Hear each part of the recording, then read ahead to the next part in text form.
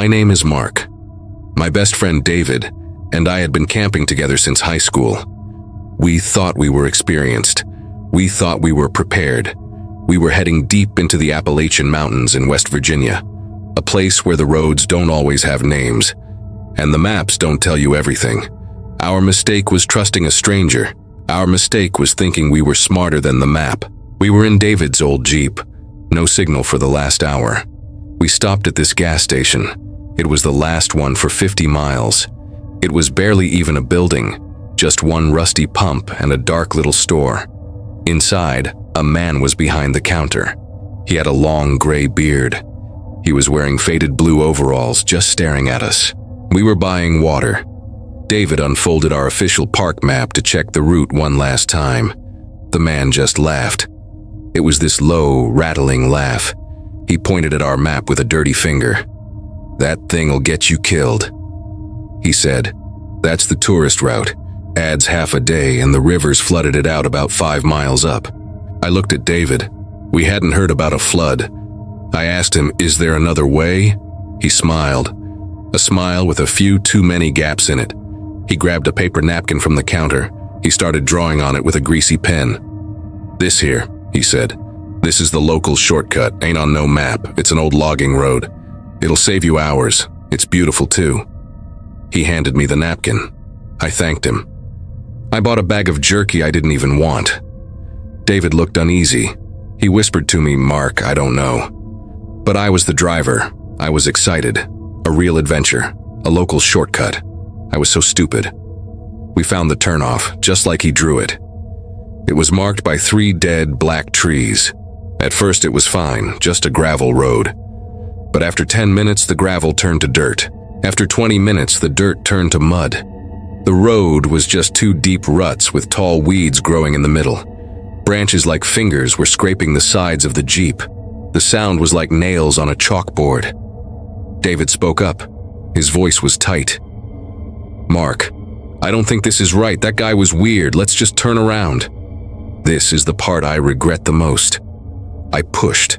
I was arrogant. I said, "We've come this far. He said it was an old road. Come on, it's fine. Stop worrying." So we kept driving. Slower now. The ruts got deeper. The Jeep was struggling. And then we smelled it. David smelled it first. "What? What is that?" It was like a barbecue, but wrong. It was coppery, sweet and sick, like burning meat but with this tangy metallic smell underneath. I rolled down the window. The air was thick with it. It made my eyes water.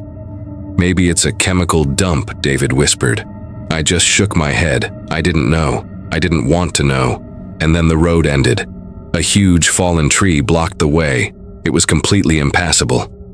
"That's it," I said, trying to sound confident. "We have to walk from here. The map says the trail is just past this."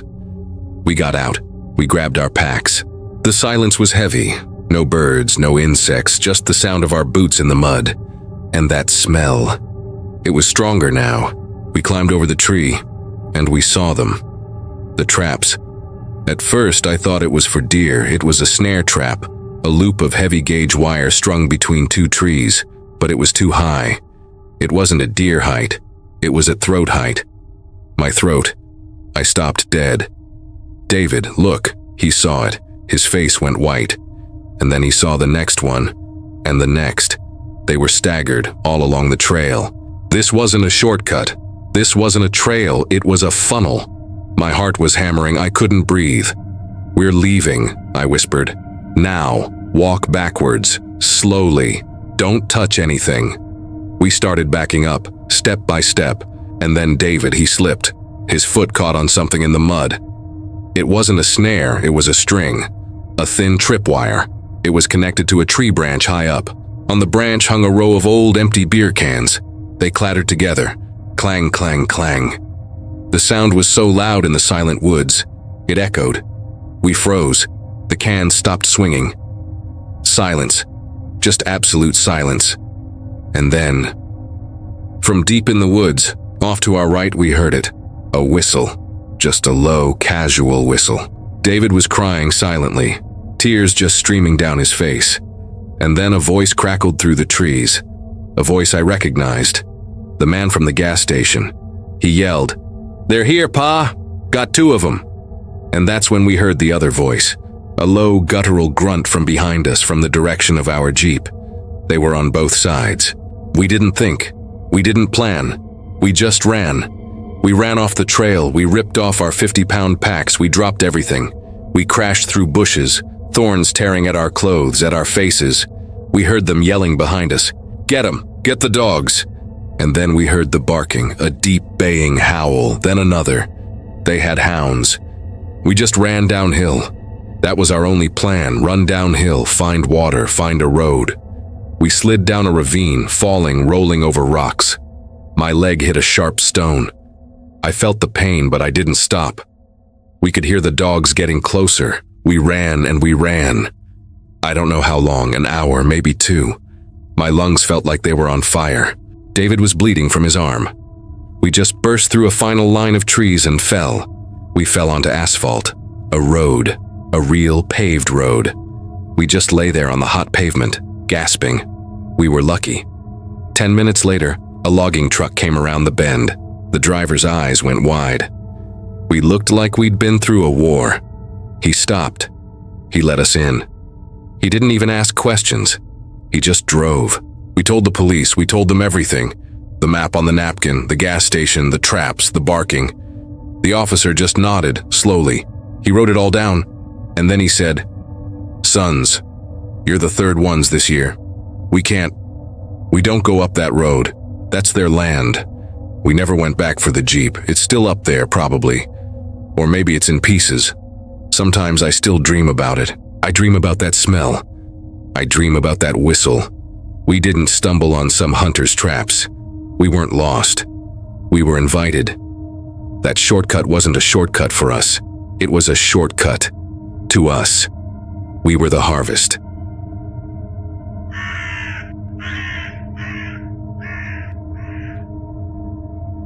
My name is Sarah.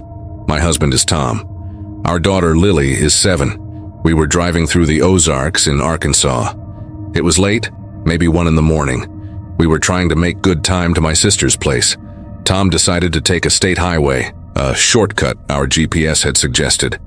There was nothing out there, just trees, endless dark pine trees. Then, boom. The whole car shuddered violently. Tom cursed and pulled over. It was a blowout. The rear tire was completely shredded. And, of course, no signal. The phone just said, "No service." It was cold. Lily was asleep in the back and she was shivering. We were stranded. We sat there for maybe 30 minutes.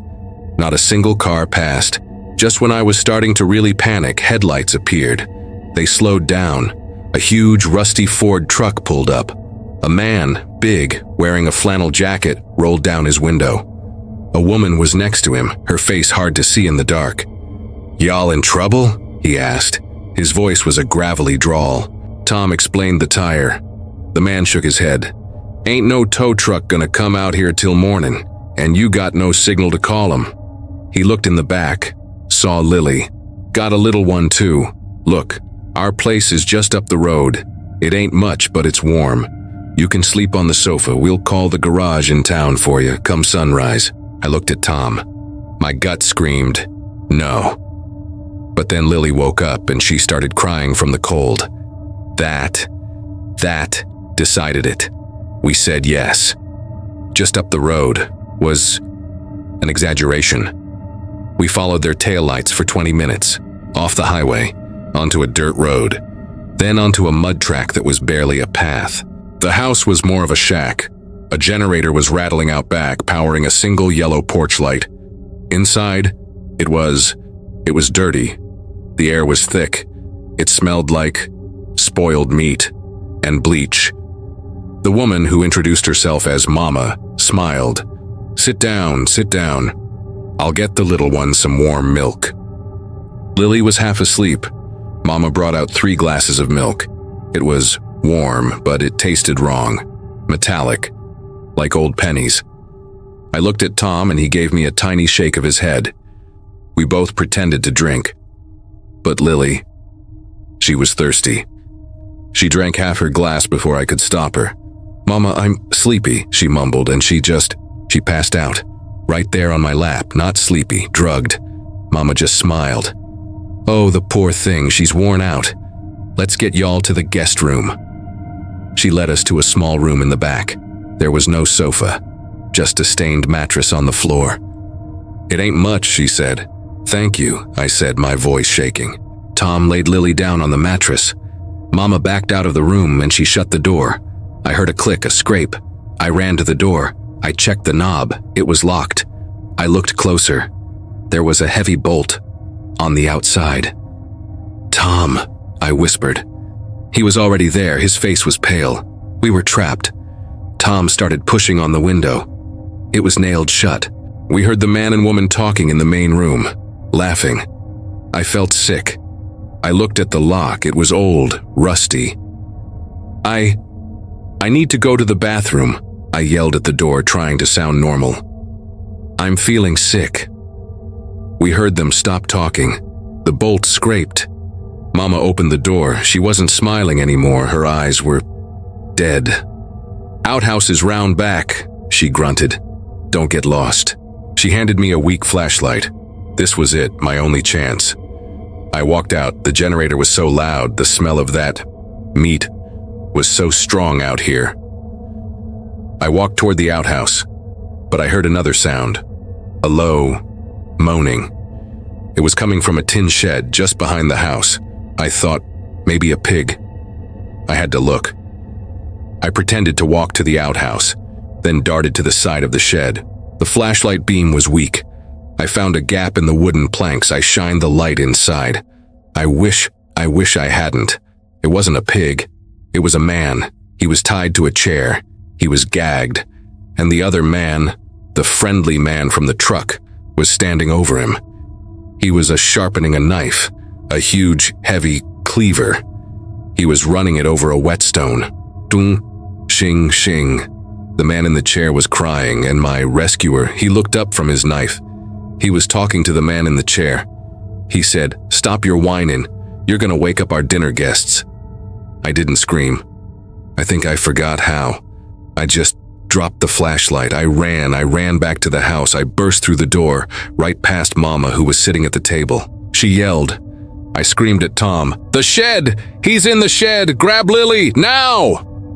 Tom didn't ask questions. He scooped up our still limp daughter. Mama tried to block the door. Tom, my husband, who is a software engineer, he just shoved her. She flew back and hit the wall. We ran out the front door. The man was running from the shed holding the cleaver. He was screaming, "Get him!" We ran to their truck. I had prayed, and God answered. The keys, they were still in the ignition. Tom jumped in the driver's side. I got in with Lily. The man reached the truck just as Tom turned the key. He brought the cleaver down. Crash, right into the passenger side window. Glass exploded all over me and Lily, but Tom floored it. We spun out in the mud, and we were gone. We just drove. We drove until we hit the highway. We drove until we saw the lights of a police station. We drove, and as the sun came up, I looked in the back. The bed of their truck. It was full. It was full of purses, backpacks, suitcases, and shoes. Dozens and dozens of shoes. We weren't the first guests they'd had. We were just the first ones who ever checked out.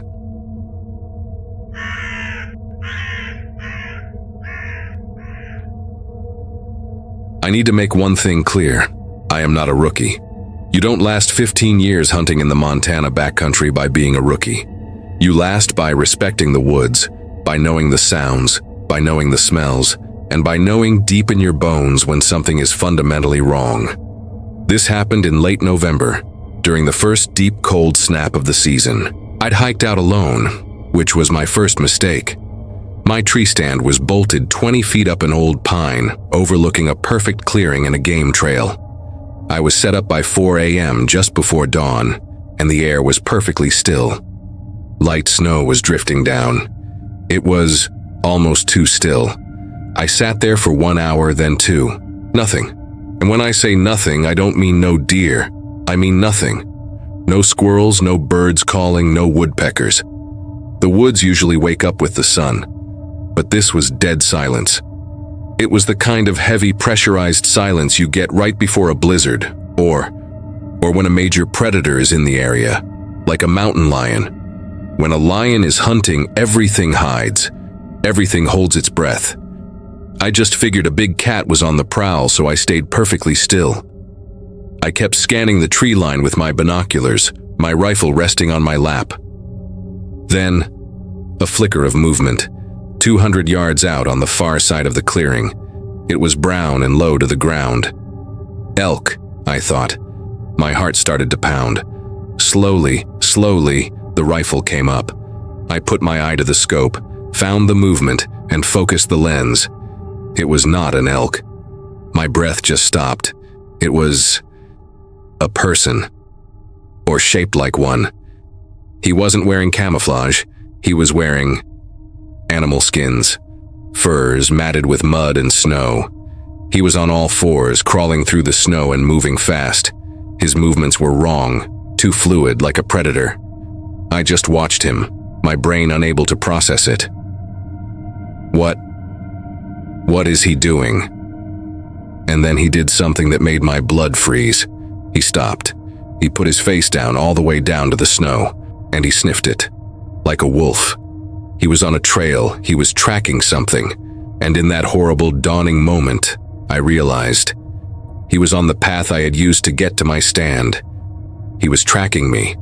I didn't move, I didn't breathe. My finger was on the trigger, my scope trained on him. He followed my trail to the clearing, then stopped. He raised his head and sniffed the air, and then, as if he could feel me watching, he snapped his head up. He stared, not at the tree, he stared right at me, right into the scope. 200 yards away, and he was looking right into my eye. I saw his face. It was covered in mud, or dried blood, and he smiled. A huge, toothy, terrifying smile. That's when I saw what was in his hand. It wasn't a rifle. It was a spear. It was long and sharpened to a needle point. It looked like it was made from a femur, a bone. I didn't even think. I just jerked the rifle. I chambered another round and fired a warning shot into the air, right over his head. The boom. It just shattered the silence echoing off the mountains. And the man. He didn't run. He didn't duck. He evaporated. He didn't stand up and run. He just moved backwards into the trees so fast. It was like he was never there. I stayed in that tree. I did not move. I sat there shaking for 4 hours. I waited until the sun was high and bright. He knew I was there. He knew exactly where I was. When I finally got the nerve to climb down, my legs were weak. I unhooked my safety harness. I dropped the last few feet into the snow, and I saw them. Right at the base of my tree. Footprints. But they were wrong. They weren't boot prints, they weren't animal tracks, they were bare feet, human feet in the freezing, ankle-deep snow. They had walked right up to my tree, stood there, looked up, and then walked away. He had been there, standing right under me. For how long? I don't know. I didn't pack up. I left the stand. I left my bait. I walked the 10 miles back to my truck. I looked over my shoulder every 10 seconds. I reported it to the park ranger. I told him exactly what I saw. The man in the skins, the spear, the bare feet in the snow. The ranger just sighed. He wrote it down. He said, "We get reports sometimes. Drifters. Wild men who go off-grid. Probably just some crazy guy living out here." But I knew that wasn't some crazy guy. The way he moved, the way he tracked me, the way he looked at me, that was a hunter. And I was the one in his territory. I was the one who was out of place. I sold my rifle the next week. I haven't been hunting since.